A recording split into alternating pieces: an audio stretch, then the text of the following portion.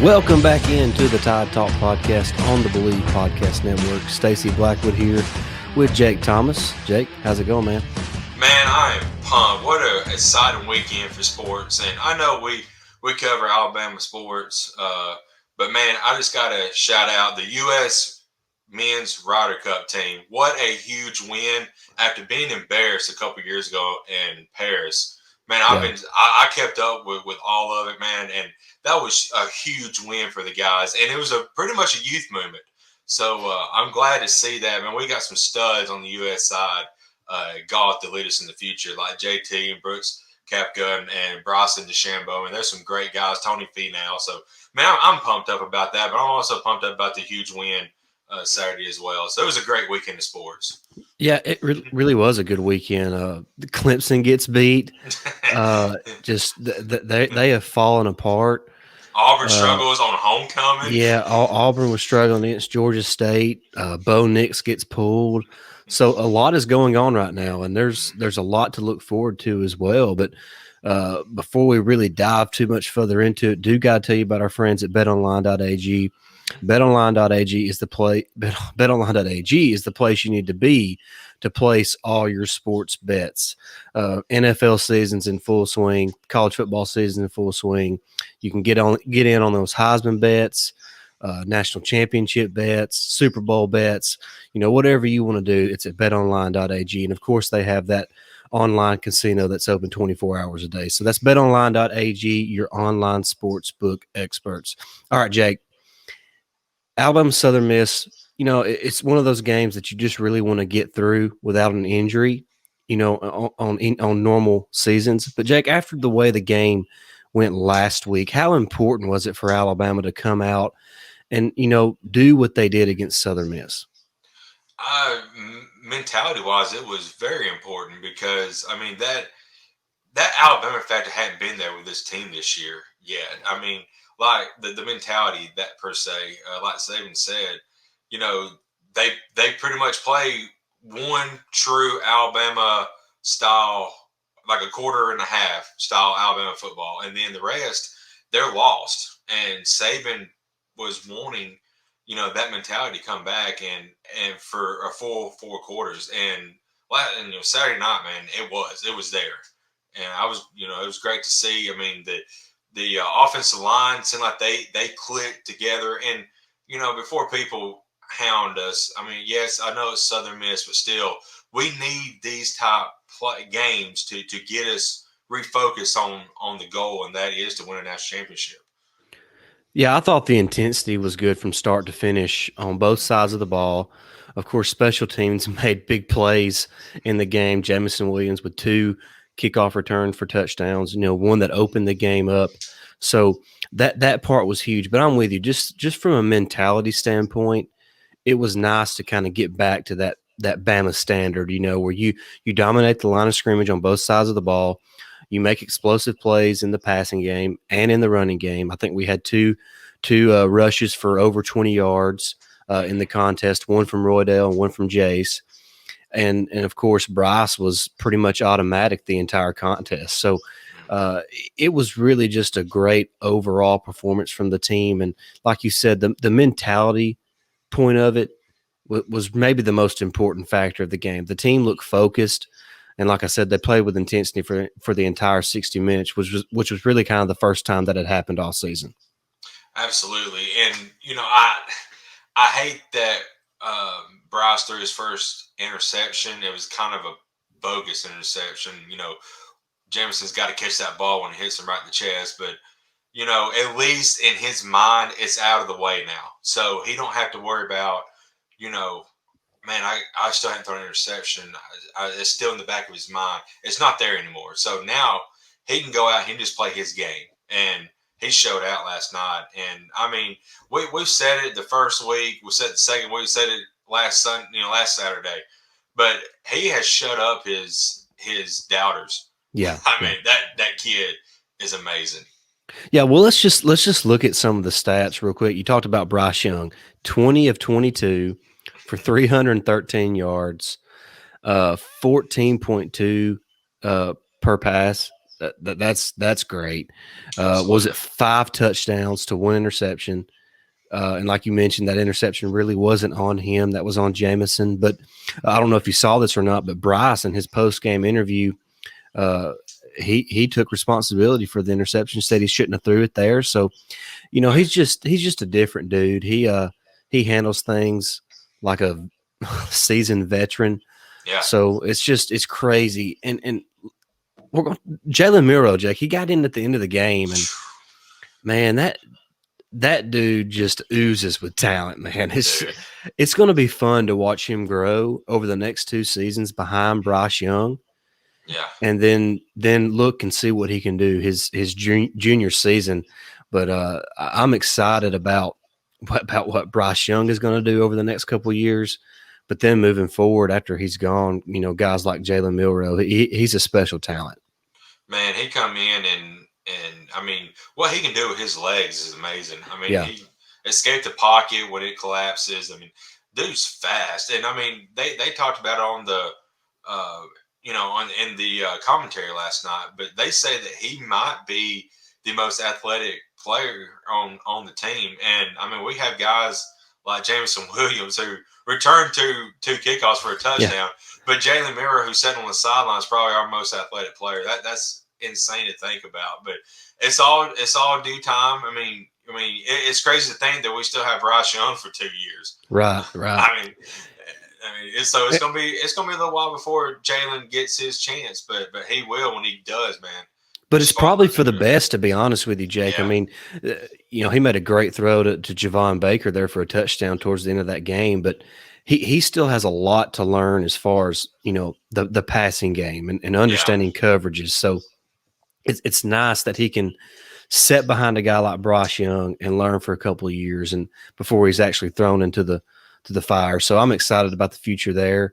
Uh, you know, another thing on offense that really stood out, we had our best rushing attack of the season, hmm well over 200 yards rushing. I got the stats here. As a team, 211 yards rushing, 6.2 yards a carry. And of course, that does, Bryce Young had minus 11 yards because of sacks and stuff. So that kind of hurt a little bit. But along a 55 by Rodell Williams and then a 27-yard run by Jace McClellan. So a couple explosive runs. And just an overall the best rushing performance of the season, and that's something that they need moving forward. Maybe you don't need to average 200 yards a game rushing, but you do need to have a couple explosive runs, every game, just to kind of keep that defense honest. absolutely. And we've got a tough matchup, which we'll be back or to preview it this week. But this coming week of Ole Miss, but we're going to have those explosive plays Right, right. from our running backs. We'll need a couple of series where we get 6-7 yards of carry out of them, and that will open up the passing lanes for Bryce later in the game. Plus, when you have a good rushing attack, you're wearing down that defense, and that's the biggest key right now, especially for Alabama's sake, because we're so used to doing that. By the fourth quarter, most teams, can't touch us because they're so worn out on defense. Yeah, and we saw that happen against Florida on Oh on yeah, our end. I mean, that late in that third and into that fourth quarter, the defense was just gassed. That was the yep, only reason they were giving up yardage then.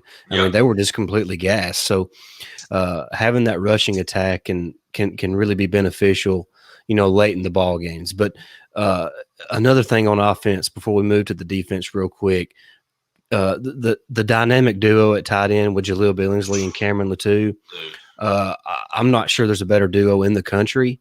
no, Billingsley is an elite playmaker, hmm and Latou is a playmaker as well. But Billingsley is elite down the field. I mean, as far as he creates separation, he has incredible hands. He's good after the catch, and then Latou, he's just a dude. I mean, he just makes plays. So it's just the duo there at tight end. And I talked about it last week. It looked like Billingsley was starting to come out of the doghouse a little bit. And I said, if that was the case, you could start seeing those two guys on the field at the same time. And if that happens, look out. And that's kind of what we saw this past Saturday. And Billingsley and the two, they're going to make some defensive coordinators, stay up late trying to prepare for those guys. Yeah, I got 2 points I want to make about the receiving core and those guys. First off, I mean, ever since Saban's come down to Tuscaloosa, he's wanted his receivers to block. And Jameson Williams lit up, I think it was a linebacker last night on a block and freed a guy on the outside. I think it was either Roydell or maybe Jace on a run. So, our wide receivers can block and they can block down the field. And the other thing is the two, even though he's young, but the wherewithal to know when Mechie dove for that pylon and the ball come out, and he was right there to instinctively know to pick that ball up and to get in the end zone with it. That was amazing. I mean the awareness on that kid was amazing. But Billingsley, like you said, he's a nightmare or a mismatch problem, and I'm glad that both of these guys going to the field next week because Lane Kiffin's going to have to keep his eye on both of them. That defense is going to get gassed by them, I believe. Yeah, they're going to stress the defense, or the defense is moving forward because Billingsley is more of that deep threat from that tight end position, and Latu is just kind of one of those possession guys who's going to get you a first down when you need it. So they both kind of play a little bit different, but they're also both capable of beating you. So it's going to be a lot of fun to watch that kind of grow. And the offensive line played their best game of the season. I know it was Southern Miss, but they played their best game of the season. Javion Cohen is becoming a real force in the running game. And, we've talked about last week that the right side has been opening up lanes, with Emil Ekiyor at guard and Chris Owens at right tackle. And Javion Cohen's a new guy. I mean, he's started 4 times now, and he's getting better each week. And I think the future is bright for him. And that left side, with Evan Neal over there and Javion Cohen, that I think the offensive line is starting to come together. And of course, we're going to find out more about those guys as we move forward in the SEC play. But I thought it was their best performance of the season.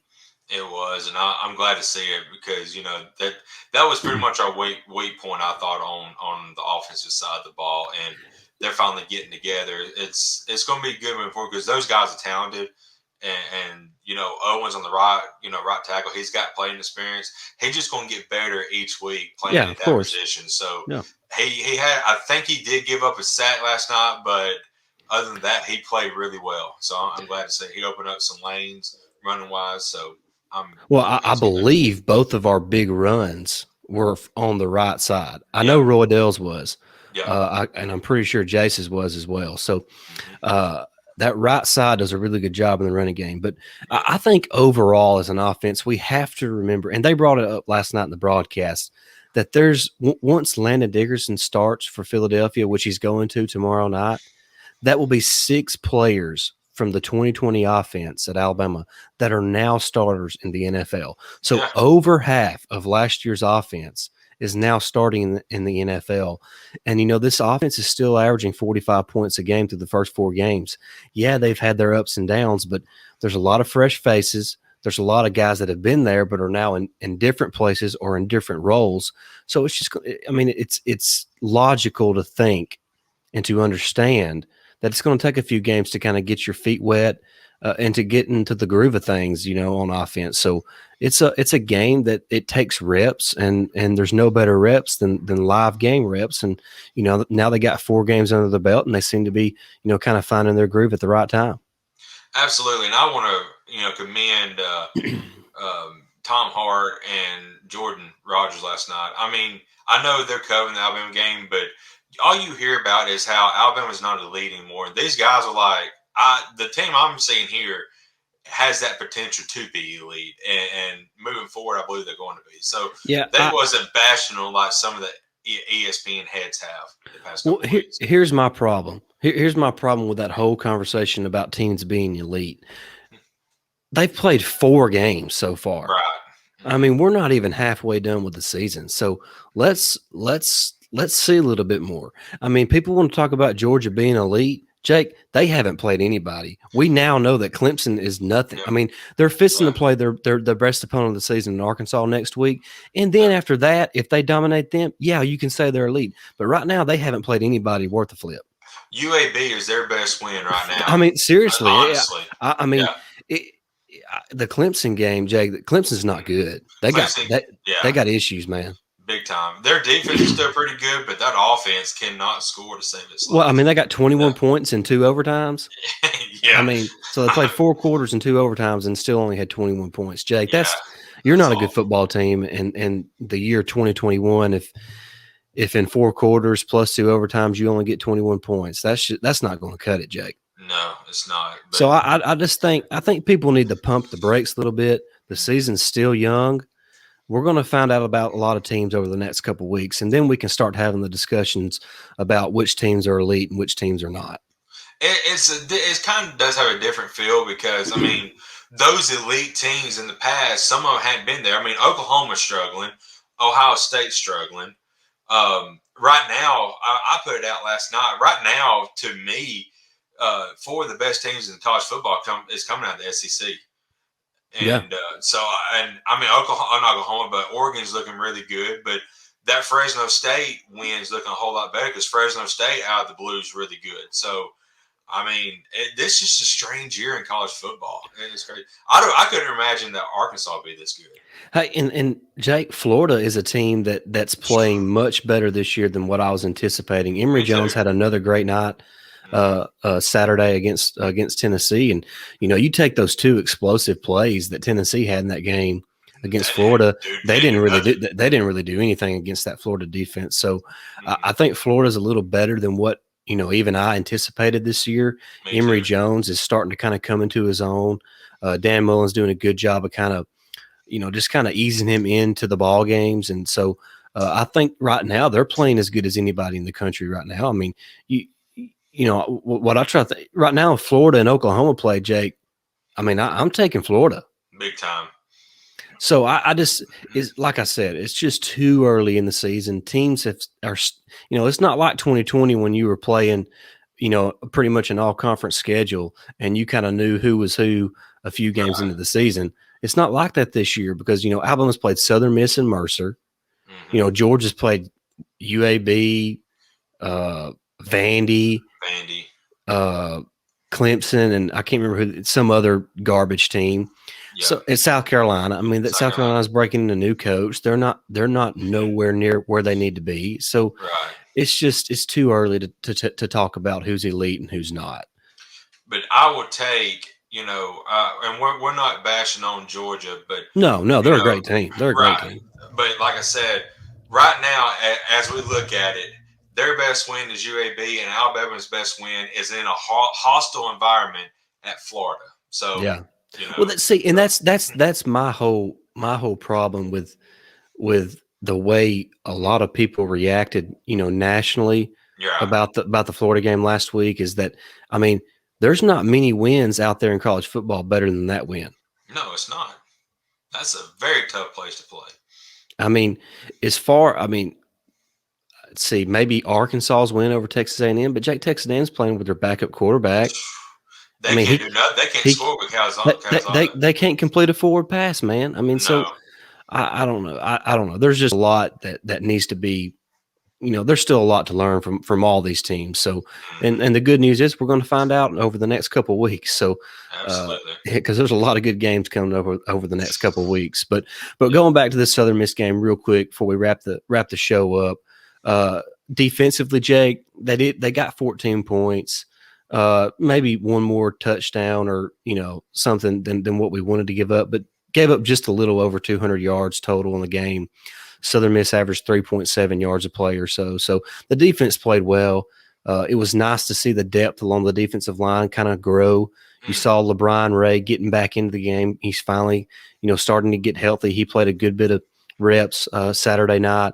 Then Jamil Burrows, he was kind of a guy who flashed there late in that ball game, a guy that's 312 pounds but looks super athletic. So building some depth on the defensive line is huge. And Will Anderson just continues to be a monster. He's unbelievable, Jake. I don't see how moving forward teams. I don't think a double team can stop him. I mean, he's just a No. hoss. I mean, I'm glad that kid we got him on our side because I'd Yeah. hate to hate to see what he does against us because that dude's a monster. But right now he's pretty much our heart and soul in the defense, and Yeah. if he's playing well, and he talked about I think last week or the week before that he's got to step up and be more of a vocal leader. He's one of these guys that lets his leading be on the field, but he does realize now that he's got to be a vocal leader, and that defense for the most part, yeah, but that last touchdown I think come like in the second half, and maybe a lot of backups were in, so I'm not really you know upset about it. But that Well, second, and Jalen Moody made a great play. He tipped the ball. I mean, he made a yeah, great play spying the quarterback, and it just happened to fall right into a dude's hand. So it was I kind of know. bad luck on that part. And I believe that was third or fourth down. So, Yeah, and so and I always want to say, but no, defensively, we're fine. We got the guys there. We just got to, got like Saban said, we got to stay, on rushing attacks. We got to stay in our rushing holes. We can't get it straight because they did beat us a couple times with a run. We had some lanes open, but we just got to stay disciplined and stay within ourselves, and we'll be fine. That's yeah, all it I is. agree. The execution is what Alabama needs to do on defense. Just execute the call on the field. Right. And even if you execute, sometimes I don't know why people have a hard time understanding this. First of all, I don't know if people forget, but the teams that Alabama play, they have guys on scholarship too. Right. I mean, so that means they're capable of making plays. And you Yeah. know what? The coaches on the other side of the field, they're being paid to coach football too. Mm-hmm. Exactly. So I mean, so they know how to draw up plays, and sometimes you just get bested. I mean, that just happens. I Yep. don't care if you have the best call ever on the defensive side of the ball. Sometimes that offensive guy is guessing right, and Mm-hmm. so he goes to the weak spot of that defensive call that you have. And it just happens from time to time. So I think people need to just relax a little bit. Now I know ain't nobody gonna be relaxed next week against Ole Miss because Lane Kiffin's gonna throw everything but the kitchen sink at Alabama. So that's going to be a lot of fun to talk about later on in the week. But overall, Jake, a great team win for Alabama. Like we talked about, the mentality, the focus, the intensity was there for the entire 60 minutes. Even when the backups come in, they were playing hard. And it was nice to see guys like Jalen Milroe and Javon Baker make some plays. Baker made that one great catch from Paul Tyson. Then he made that great touchdown catch from Jalen Milroe. So it's nice to see all those players getting involved and playing hard. Just a lot to look forward to from this team. I think the team is starting to scratch the surface of what they can become as a team, because it really don't matter who you are in September. It matters who you are in late November and December, and of course in January come the college football playoff time. So that's when it really matters. And I think this team is not going to do anything but get better each and every week. Absolutely. I want to touch on special teams real quick. I Yeah, mean, of course, Will Rockard is a stud. But, my only request is please stop blocking in the back and stop holding when JoJo Earl feels a punt, because, I mean, he's ready to go off and we always get a penalty, to bring it back. And I'm like, man, the kid's, running his heart out, and we got to go back to the spot of the foul, So we just got to work on that. But Jamison Williams came alive, and I don't see you're gonna have to do some mismatch coverages or something to try to get him back to the ball, because I don't see anybody kicking to him the rest of the year. well, I wouldn't kick to him. No, I think I would take the penalty and start at the 40. Just kick it out of bounds. Just I mean, because once he lets loose, I love that angle they had of the camera, because that on that replay, because that kicker saw him come, but the kicker was watching, but he could not get turned around fast enough, and he couldn't catch him in time. Yeah, I was like, man. And of course, the kicker don't have any speed, but still, I mean, he did. Once Jamison Williams gets going, you can forget about it. Oh yeah. I mean, the truth is, maybe top end speed, he may be faster than anybody else in the country. Yeah, I mean, it's. Thank you, Ohio State, for saying that he would be like. That. They said he was like third or fourth on their on their depth chart. I don't see how, because y'all could use him right now. They got guys quitting during the middle of the game. So. Yeah. So thank you for that gift.